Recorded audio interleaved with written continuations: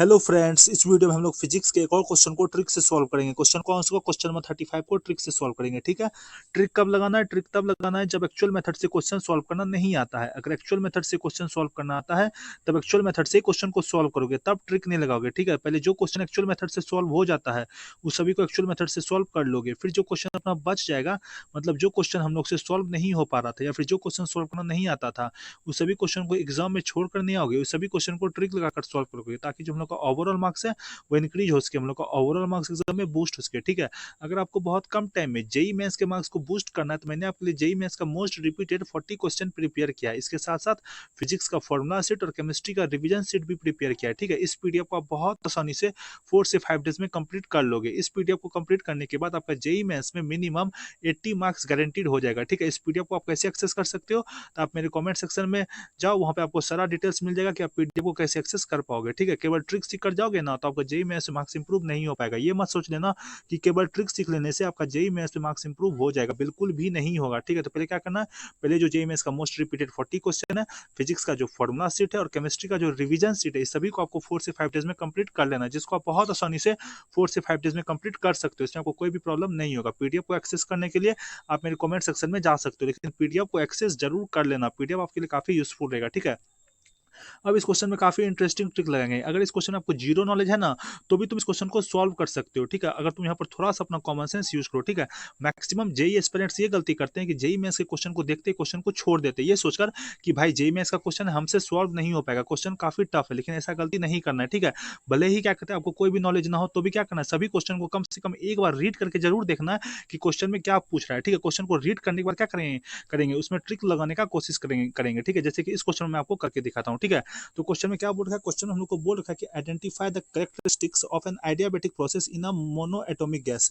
मतलब जो हम लोग को क्वेश्चन में टोटल 5 कैरेक्टरिस्टिक्स दे रखा है, ये ए, ये बी, ये सी, ये डी और ये ई। तो इस 5 कैरेक्टरिस्टिक्स में से कौन सा करेक्ट कैरेक्टरिस्टिक्स है of an adiabatic process in a monoatomic gas, यही हम लोग को बताना है। ठीक है, तो हम लोग को सभी कैरेक्टरिस्टिक्स के बारे में नॉलेज नहीं है तो भी हम लोग इस क्वेश्चन को सॉल्व कर सकते हैं। ठीक है, जो हम लोग का यहाँ पर कैरेक्टरिस्टिक्स ई दे रखा है, जो यहाँ पर हम लोग का कैरेक्टरिस्टिक्स ई दे रखा है, ये काफी इजी कैरेक्टरिस्टिक्स है। ठीक है, इसको तुम आराम से क्या कहते हैं पता कर सकते हो ये सही है या फिर क्या कहते हैं गलत है। ठीक है, तो कैरेक्टरिस्टिक्स ई क्या दे रखा है? कैरेक्टरिस्टिक्स ई हम लोग को दे रखा है कि the work done to change the temperature from T1 to T2 is proportional to T2 minus T1। मतलब कि कोई टेम्परेचर T1 है, इस टेम्परेचर T1 को T2 क्या कहते हैं चेंज करने में, मतलब टेम्परेचर T1 को T2 बनाने में क्या कहते हैं जो वर्क डन हुआ वह क्या हुआ, जो भी वर्क डन होगा वो प्रोपोर्शनल होगा। मान के चलते हैं कि जो T1 टेम्परेचर है उसको T2 टेम्परेचर चेंज करने में वर्क डन जो होगा वो W हुआ। ठीक है, वो जो वर्क डन होगा वो क्या होगा? W होगा। ठीक है, तो वो जो वर्क डन W होगा वो किसके प्रोपोर्शनल होना चाहिए? वो प्रोपोर्शनल होना चाहिए T2 माइनस T1। ठीक है, वो किसके प्रोपोर्शनल होगा? वो T2 माइनस T1 के प्रोपोर्शनल होगा, वो T2 माइनस T1 के प्रोपोर्शनल होगा। यही हम लोग को बोल रखा है कैरेक्टरिस्टिक्स ई में। तो यहाँ पर तुम फील लो कि जो हम लोग का क्या कहते हैं वर्क डन हुआ, जो यहाँ पर हम लोग का वर्क डन वो किसके प्रोपोर्शनल दे रखा है? T2 माइनस T1 के दे रखा है। मतलब यहाँ पर हम लोग क्या करें, T1 टेम्परेचर को चेंज करके कर रहे हैं T2 में। ठीक है, मतलब पहले T1 था उसको फिर क्या कहते हैं चेंज करके T2 कर दिया। ठीक है, तो यहाँ जो चेंज इन टेम्परेचर हुआ उसको कैसे लिख सकते हैं? चेंज इन टेम्परेचर जो वो होगा डेल्टा टी। तो डेल्टा टी को लिख सकते हैं T2 माइनस T1। ठीक है, चेंज इन टेम्परेचर क्या हुआ? चेंज इन टेम्परेचर लिख सकते हैं delta T. Delta T is equal to T2 minus T1। मतलब जो बाद में टेम्परेचर T2 था उसको क्या कहते हैं माइनस कर देंगे पहले वाले टेम्परेचर T1 में। ठीक है, तो वही चेंज इन टेम्परेचर हो जाएगा।